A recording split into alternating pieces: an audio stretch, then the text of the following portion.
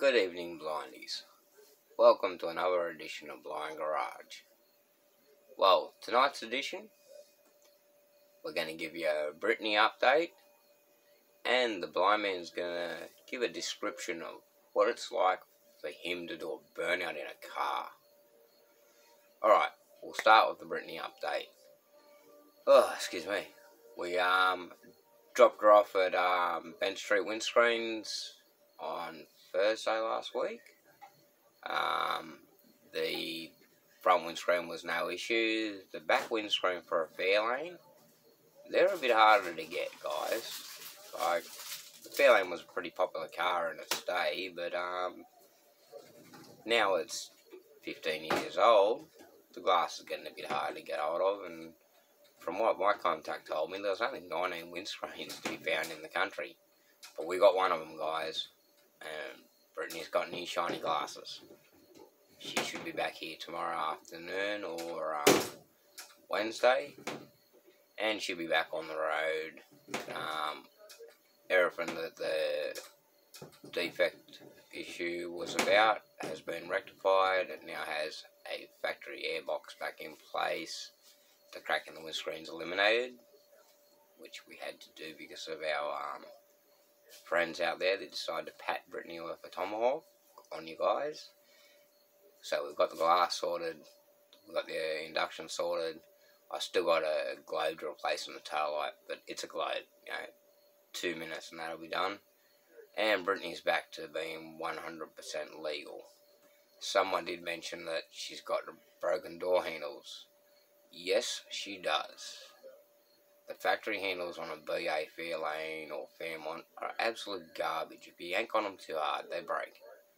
Brittany's did so. I've never replaced them because there was other spots to grab, but people have complained about it and made an issue, so I've lashed out and I've gone to Bunnings and I spent $3 on these little chrome handles that you're supposed to put on your cupboards. Real nice, elegant looking things they are, and a packet of screws, and we mounted them on it, and we now have door handles again. So the car is 100% back to being legal. So, that's our Brittany update. We'll always keep our tyres turning on that old girl right up until we finish our tour anyway.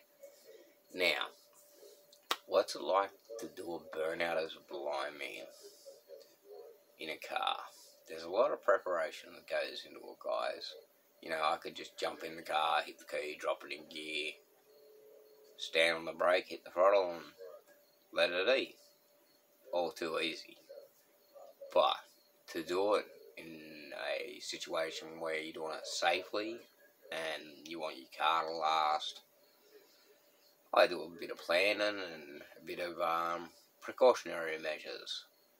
Always check the car over, check the oil, the water, give it a run, make sure that it's warmed up and the oil's got a bit of heat and circulated. Generally drop it into gear, drive it backwards and forwards up the driveway a few times to circulate the oil in the gear transmission and diff. I'm not getting much heat in the diff, granted, but at least I know it's not stuck, you know what I mean? I'd rather do that for the peace of mind. And with Bev the Rev, the white Commodore, that car done 147 burnouts, guys, before it let a diff go. We never really had a motor or transmission issue. We did have an issue with the tail shaft, and I popped an axle. Yeah, it happens, I was doing burnouts on a dodgy spot. I knew it was dodgy. The car hopped when it grabbed it, broke the axle. It still drove around for, I think we did about 120k on that diff afterwards, bashing it around the bush. Bev did get put back on the road, and unfortunately the young bloke that got it rolled it really bad and destroyed the car. Was built to go hard and fast, and it died hard and fast, unfortunately, so RIP to Bev. But doing burnouts as a blind man, I'll get in the car, start it, let it idle down, listen to the engine and that for a while, put my seatbelt on, guys. Safety first. I'm even thinking of the next burnout drift car that I'm in the plan at the moment to put a cage and harness in it. Because safety, put a harness, cage, wear a helmet. If I do lose control and the car goes over, I don't want any more head injuries than I've already got, let's face it.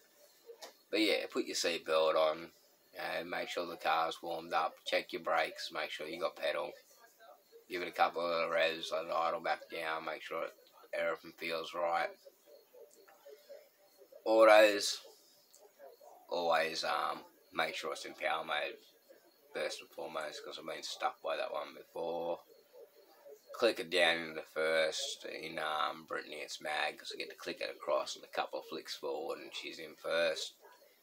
Step on the brake, hit that throttle. Let the brake go just a little bit so it spins up, then grab it again to stop the car from moving forward.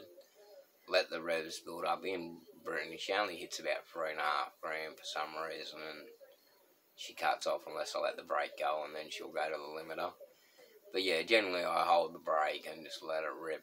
Once it gets up there in the revs, I'll try to hit second. If it grabs second successfully, it's game on. Feed it. Let the brake go a little, let it drift, creep around a little bit. I don't like to get too much sideways action in that going unless I've got someone in the car, and 90% of the time I've just got people filming, usually in the car by myself. Listen to them. Connect to Open Wi-Fi network. IPCZ 69724108678111. Okay. Thanks for that. LG's always telling us good information. So yeah, bring those up, hit second gear. Because I'm only doing it in 6 cylinders and they don't have that much power, I usually can't hit third or top gear, but so I generally just hold second. Play the throttle on, just let it smoke around me. Love the sensation and the feeling of being in a car as a blind person. When you're doing a decent burnout, you can't see anyway, guys. Let's face it, smoke creeps up over the bonnet, you're lost. To you sighted people, that's where the fear comes into it, because you just can't see and you're worried about what you're going to hit. You can't be scared of what you can't see.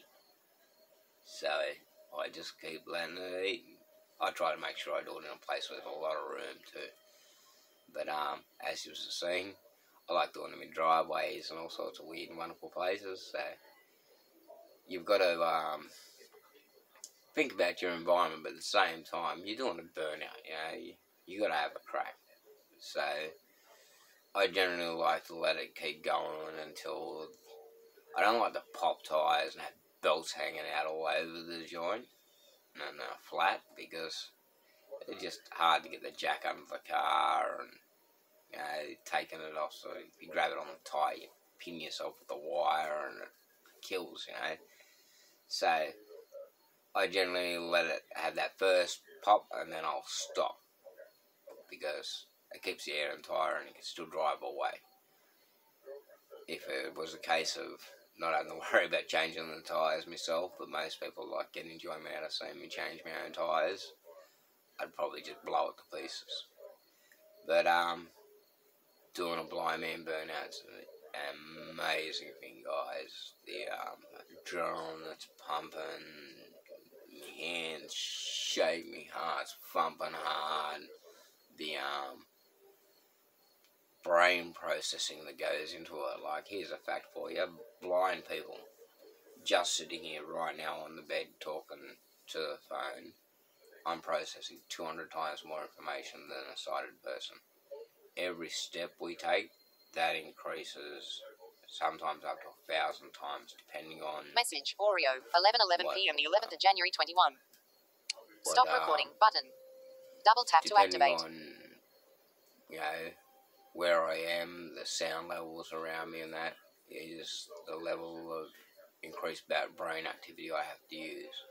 So, doing a burnout and processing all that information, like I'm currently experimenting with sensors, like reverse sensors that release different tones. The front left right, front right, rear left, rear right, different tones for each one, so I can proximity sense where I am on a burnout pad by using these sensors in the future. Because I'd love to do a tip in as a blind man. I reckon that'd be insane as feeling.